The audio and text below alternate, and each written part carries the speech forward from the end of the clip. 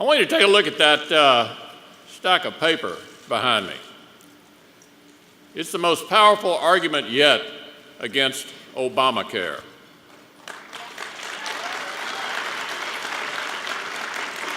What you're seeing is 20,000 pages of rules and regulations.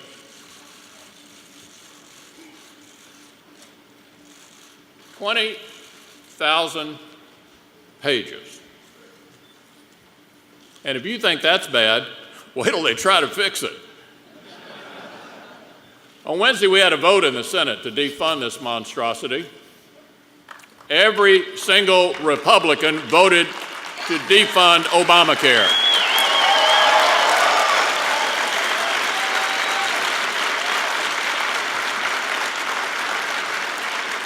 And of course, every Democrat voted the other way.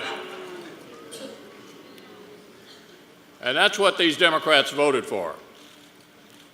This monument to liberalism right here behind me. They're going to have a lot of fun explaining that to their constituents, I can tell you that.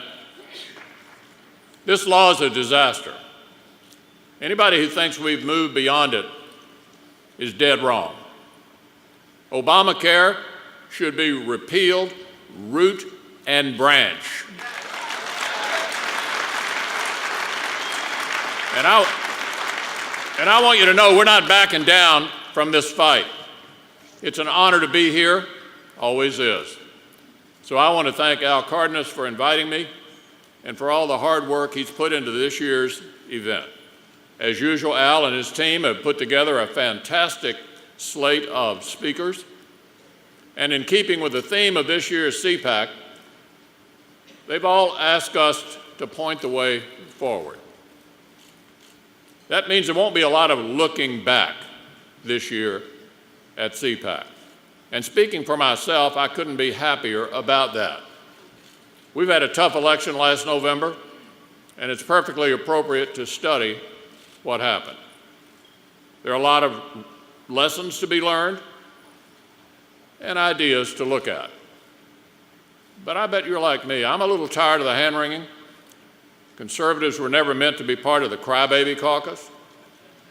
I know folks have a lot of opinions about what happened in November, but seriously, how many conferences and lunch panels do we really need to have about it? I'm starting to wonder if the caterers union is behind it. Now, you know, back home in Kentucky, parents have a way of teaching their kids about how to deal with adversity. If you get your tail whipped, you don't whine about it. You don't look for somebody to blame. You stand up and you punch back.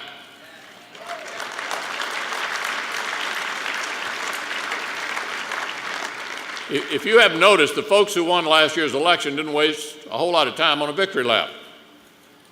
They got right back at it. These guys are well organized, they're well financed, they're ruthless, and if you don't put this election behind us soon, they're going to eat our lunch again. So let me just add my voice to the post-election chorus and say this: it is time to unite.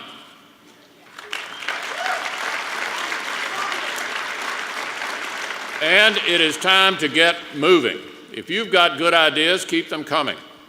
We always need new thinking in our party. But if you believe in conservative principles and you believe in your heart that the direction Barack Obama wants to take this country is wrong, it's time to stand up together and punch back.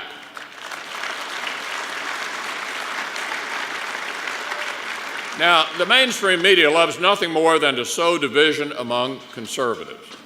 They love it when we take shots at each other. It gets more coverage than a DC snowstorm. But unity is strength. And if you need any proof of that, just ask yourself how we ended up with government-run health care. Party unity is the reason we came within one vote, just one, of stopping ObamaCare on a cold Christmas Eve morning 3 years ago. But it's also the reason it passed, by just one vote, every Republican against it, every Democrat for it. One vote was the difference between this stack of regulations and the alternative. So we need every vote we can get, and we need every seat we can get. But let me tell you what that doesn't mean.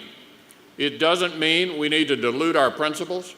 More than ever, we need the kind of constitutional conservatives we've got in the Senate who've been really bringing the fight to the left.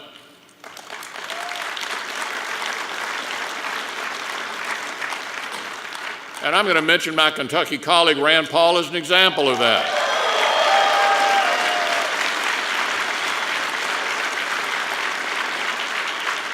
He's a perfect example of what I'm talking about.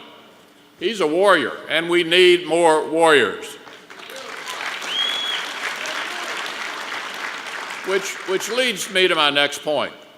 As conservatives, we should never be on defense about our principles or our priorities. Don't let anybody tell you that Democrats have the upper hand on the issues. I don't care what the polls say.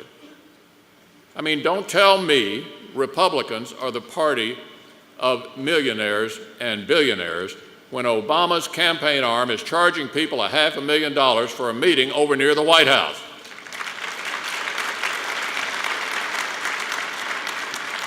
We all know his so-called Wall Street reforms are embraced by Wall Street but feared by Main Street. Fortune 500 CEOs embrace his tax hikes while small businesses shutter their windows. We're for millionaires and billionaires? Come on. Don't tell me Democrats are the ones looking out for working families. The only thing this administration's economic policies have accomplished when it comes to class is to ensure that the poor stay poor.